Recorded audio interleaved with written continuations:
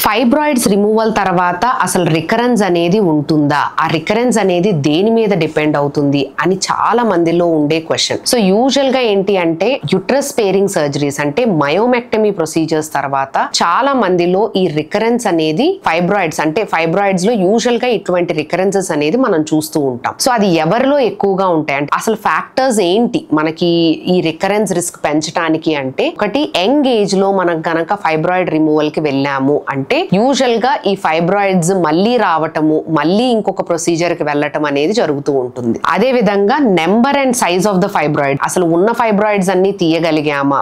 కొన్ని సార్లు ఏమవుతుంది అంటే ఫైబ్రాయిడ్ సర్జరీకి వెళ్ళేటప్పుడు less than 1 or 2 centimetres fibroids ని మనకి కంటికి కనిపించవు and we will not be able to take out those small fibroids అన్నమాట. సో అట్లాంటివి ఏమన్నా ఉండేటప్పుడు కూడా కొన్ని సార్లు ఫ్యూచర్ మళ్ళీ పెరిగే ఛాన్సెస్ అనేవి ఉంటుంది. అండ్ ఫ్యామిలీ హిస్టరీ అనేది కొంచెం స్ట్రాంగ్ గా ఉంది అన్నా కూడాను వీళ్ళలో కూడా రికరెన్స్ అనేది చూస్తూ ఉంటాం. సో రికరెన్స్ అనేది వస్తుంది అనే వాళ్ళల్లో ఏంటి అంటే ముఖ్యంగా యుట్రస్ స్పేరింగ్ సర్జరీస్ కి వెళ్లే వాళ్ళల్లో వాళ్ళు నెక్స్ట్ వాళ్ళు ఎట్లా ప్లాన్ చేసుకోవాలి అంటే స్కాన్స్ చేసుకొని మళ్ళీ ఫైబ్రాయిడ్స్ ఏమైనా రికర్ అవుతున్నాయా లేదా అన్నది చూసుకోవటం చాలా చాలా ఇంపార్టెంట్.